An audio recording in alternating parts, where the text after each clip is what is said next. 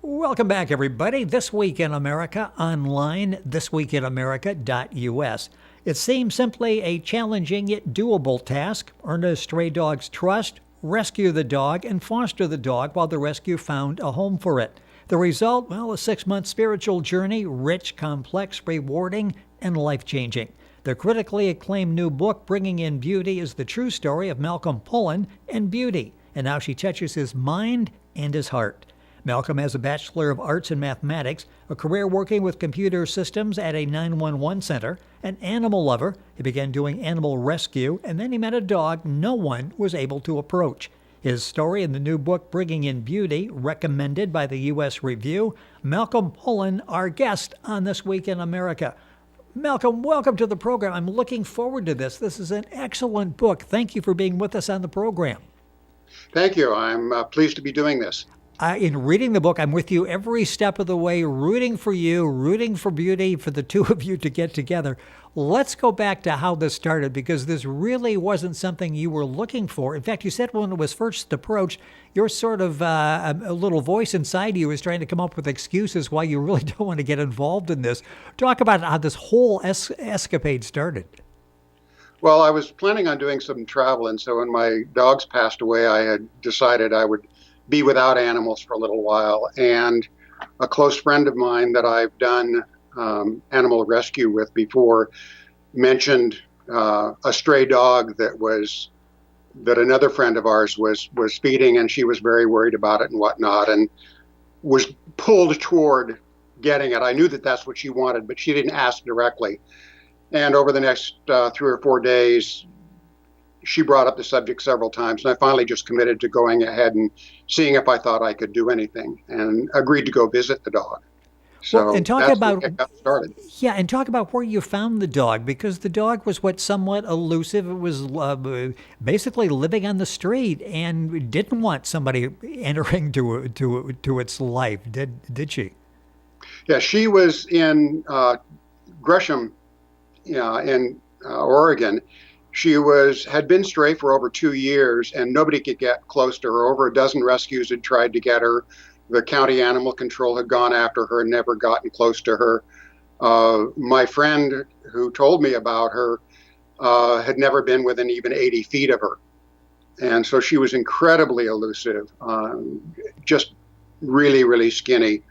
And yet, part of what kind of sealed the deal, when I first went out to visit her, I spotted her. My friend had told me where she was close to, and I spotted her when I was about 30 feet away from her, and rather than go directly at her, went in the general direction of her. When I got within about 15 feet, she started to get up, and this was December before Christmas, and I just instinctively kneeled down. And as my knees touched the ground and the wet cold came in on my knees, my mind was kind of, what are we doing? But I looked over at her and she stopped moving away. And then I instinctively went ahead and moved down to sit on my hip. The same reaction of my body, what are we doing? But she sat back down. And so I kind of talked and looked over in her direction every now and again, and we were there for around 7 minutes, and she finally decided she had had enough and got up and left. And when I called the person who had been occasionally feeding her, her response is, "What? You got that close to her? I'd never been within 80 feet of her. She stayed that close to you for that long?" So what I thought had been a bust was actually a considerable success, and that caused me to decide, well, I'll spend 4 to 6 months seeing if I think that this can happen. In this process, you write about it in the book, Bringing in Beauty. Malcolm Pullen, Pullen, is our guest in the program. His website is malcolmpullen.com. Books available wherever you'll find books, and you can link on directly by going to our website, thisweekinamerica.us. She was so elusive and kept her distance, it took a couple of months before you even realized it was a she that you were dealing with. Yeah, it was a little over 3 months. She was long hair. She's a chow mix, and with long red hair, just beautiful red hair. Very striking animal. but her hair was long enough I couldn't tell what sex she was, and it wasn't until the third month that she finally let me close enough and let herself be in a position where I could actually see what gender she was. In So, those early visits that you made, talk about how this relationship evolved. Her attitude as you got closer to her, and her attitude as you were trying to befriend her, to take care of her. well, the first month was pretty much I showed up and she wasn't happy to have me in her area and she went away. And then towards the end of the month, she started to associate the fact that she got food with the fact that I showed up. It was about 2.5, 3 weeks into it that as she was leaving, I whistled at her and she turned around and looked at me. A couple of days later, I whistled at her when she was just reaching the top of a rise, and she turned around and looked at me and sat down. And that was the first indication that she was willing to connect with me. And I actually sensed her allowing her energies to connect with mine. From that, I would show up and she would go and get on top of the little knoll before that she could disappear over. And then slowly she started moving and staying out in the field closer and closer to me. It was curiosity and hope, but no expectations from her. It was really very much, okay, you're feeding me and you seem to be nice and you seem to be safe, so maybe. And then it got to a point where it was real obvious to me that it was time to try to get her close to me and be able to touch her.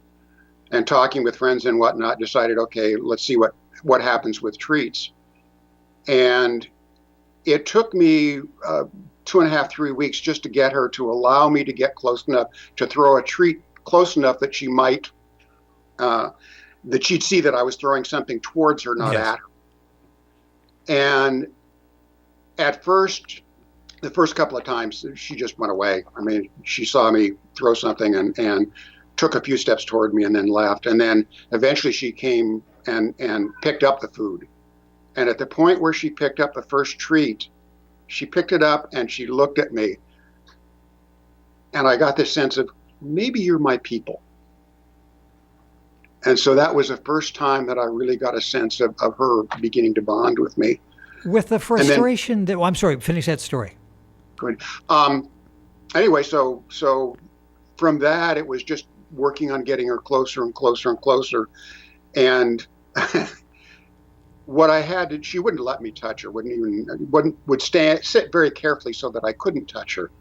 I'd reach out with a treat and hand it to her. And I finally realized, oh, well, wait a minute, I need to start having her take it out of my hand and actually hold on to it so she has to take it out of my hand. And that got her so she came in closer. And then the next thing was to keep several treats in my hand. You can hear both of them somebody must be walking by. I can hear dogs in the background, yes. Yeah. I've got Beauty and Gunnar, who's a little Tibetan spaniel, also was a stray.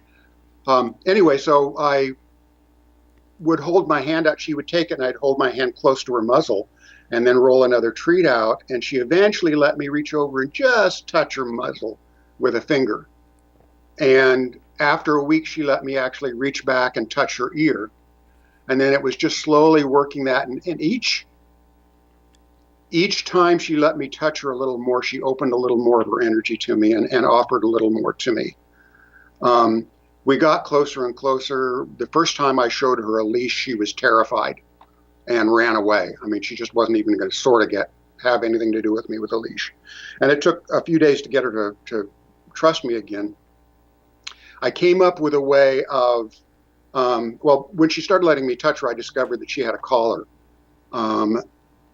And I couldn't get her with a leash, and I figured, okay, well, maybe I can use a rope. But I had to familiarize herself with a rope by throwing it close to her and playing with it and kind of rubbing it against her before she'd let me slip it into her collar. And then into 2 or 3 walks, when I was walking her, she looked up at me like, I like this. This is okay. And so it started to open up and more trust opened up. And then the fellow who ran the shop that agreed to let me feed her in the area behind his shop was out there, and she took me to say hello to him. And that was the first time that she actually she presented she and I as being together. And that was the first time. And then we started doing more and more walks and building, and I started working on getting her to get in the car. At first she would go up and sniff the door of the car and wouldn't get anywhere close to getting in. And I actually had to plan it and get her enough of her trust so that I could get behind her and not let her do anything other than go through into the car. And I had the door on the other side of the car open, so her easiest way to get away from me was through the back seat of the car. This is a remarkable story, Bringing in Beauty. It's written by Malcolm Pullen, Pullen. His website is malcolmpullen.com. Books available wherever books are sold, and you'll find information, of course, at Malcolm's website. Link on directly by going to our website, thisweekinamerica.us. What's interesting, and you tell the story very, very well in the book, is this relationship developed bit by bit, didn't it? There weren't a lot of major movements forward. It was literally a few inches at a time, wasn't it? Yes, it was. It was constantly earning her trust, getting her to open up to it. And the title Bringing in Beauty has more than one meaning. As a guy, I wasn't really used to using feelings and inner sensing and awareness. I did study for 13 years with a Tibetan trained mystic, which helped me be very, very aware of energies. But what I discovered was I had to bring grace and beauty within myself and open myself to her from that place. And so it was a spiritual journey. I mean, it was just, I had to call upon all of the things that I'd learned over the years and allow myself. You were kind of taught that, well, no, science is the way to do it, and you're supposed to do this, that, and the other, and you ignore this and that and these things. Yes. And our inner sensing, we're often taught, oh, you're not supposed to, that's not worthy, or it's not trustworthy. I had to open that part of who I am to her. And I had to be willing to bring that within myself, sense it within myself, and then share it with her. That beauty, that inner sense, that eternal aspect of who I am. And so it was just an incredible journey from that standpoint. As this was progressing in the earlier stages, you've got a chapter along Cold February, Cold and Wet Concerns. Talk about that, because this was a time where I'm sure as you left in the evening after feeding, or whenever you were leaving, you hoped that she was okay and was going to be there to greet you when you went back the next day. What was that like, especially with the weather being as adverse as it was? Well, she has real long fur, so the weather wasn't really that much of an issue. And she'd been stray for over 2 years, so I knew she had incredibly good survival skills. Also, I spent some time being very quiet and letting things come to me multiple times during the process of, am I doing what needs to be done? Am I actually allowing this to process? And I always had a real strong sense of that it was the right time for each thing. So that was another part of it, is surrendering to the process, surrendering to her wisdom greater than my mind and ego, and allowing that to guide me. And there were times that I was very worried about her. There were some teenagers, guys, that were on the weekend sometimes would hunt her. And when that happened, she'd disappear for several days, and it always really worried me.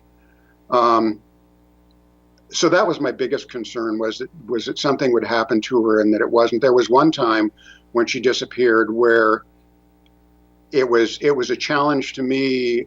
I need to let go of needing to have her. And it became very clear that what I needed to do was that if somebody else has taken her, I hope it's a loving family that will give her everything she needs. And the only way I could stay connected to her was approaching it from that standpoint. And it was very clear that if I approached it from a standpoint of worry and fear, it would just block our connection. It is such a roller coaster of emotion that you were on during this process. It's a fascinating read. A few minutes left in the program. I knew it was going to go by way too quickly. Talk about where you are today. What this was about a 4-year process. I hear Beauty in the background with her Yes. with her young friend. So this really has a really happy ending, and there's a great story there for all of us. Beauty is now downstairs. Matter of fact, let me take my web camera and see if I can't get Oh, I can see her. Yeah, upstairs. down to the bottom of the stairs. Beauty, hey, Beauty, Beauty. Said, oh, you do another interview trying to sell that book There again. she is. Yeah, there she is. Oh, great. So Great. she, on June 20th, is the 6th anniversary of when she came home with me. Oh, wow. And she's about 11 years old. When I got her back, I just and took her to the vet after a year when I thought it was safe for her. They scanned her, found a chip, and some people in Malala had brought her up from Pasadena, and so they contacted them, and they were just really happy that she had a new home. So she's with me now. She's out. Just about 3-4 months ago. Up until 3-4 months ago, she wouldn't let anybody touch her when we were on walks. And about 3-4 months ago, she decided, well, maybe I ought to get some attention from people. And so she's now letting about a third of the strangers that we meet or people in the neighborhood actually touch her, which is just an incredible growth. I am just so glad that it turned out as it did. What an experience you were on that you chronicle in the book, Bringing in Beauty. The fact that you did the book, too, because now it's not just you and Beauty and some friends of you that have an idea what's happening. You can share this experience with everybody. And I know that you've said that you really hope readers gain some understanding, the many little choices that will bring beauty, whatever beauty is, into their lives. There's really a story here, isn't there? But just sort of keep your eyes open and experience what comes your way. Exactly. There's incredible amounts of beauty. It's the mystic that I trained with told us that his job was to get us to notice more of what was out there and more of the good stuff. He commented that Westerners seem to be highly skilled in noticing the negative. And certainly the situation with beauty helped me much more connect with and notice the beauty in life. And there were periods when, like I said, from the very beginning, you've sort of got a voice saying, you don't want to get involved in this. This sounds a little complicated. How you kept going through the process. You end up, suddenly everything is different. Beauty is not a stray dog. I am her person. She is my dog. A few minutes left here. What has she meant to you? I mean, from a standpoint of a caregiver, that's one thing, but finding out who you are as a person, what has this meant to you? In many ways, she's a spiritual partner. I notice her energies and how she's connecting with the world and things that I want in my life that I can also bring in, places where she's blocked, fears that we share. And that willingness to at an incredibly deep, timeless way, connect with somebody and allow that to help bring richness into your life. It's just, bring beauty into your life. There was something about that animal-human bond that it's almost hard to describe. It's something you have to sense, something you have to feel, and you'll feel badly for people who have not experienced that because it will impact all areas of their lives. It's a very touching, remarkable story, Bringing in Beauty. Malcolm Pullen, Pullen, is the author. His website is malcolmpullen.com. The book's available wherever books are sold, and you can get information and get to Malcolm's website by going to our website, thisweekinamerica.us. Malcolm, it was a pleasure to have a chance to read the book. I was, like I said, with you every step of the way, going through all the emotions, hoping this is going to turn out the way that I hoped it turned out, and it did. And it's great being able to read the book and have you share the story on the program. Thank you so much. Thank you. I appreciate your interview and talking with you. The book once again. And a chance to share. Well, yes, and that's the important thing because there are lessons there for all of us. The book is Bringing in Beauty. Malcolm Pullen, our guest and the author. Information, of course, at our website, thisweekinamerica.us. You're listening to This Week in America, and we're back on today's program after these messages.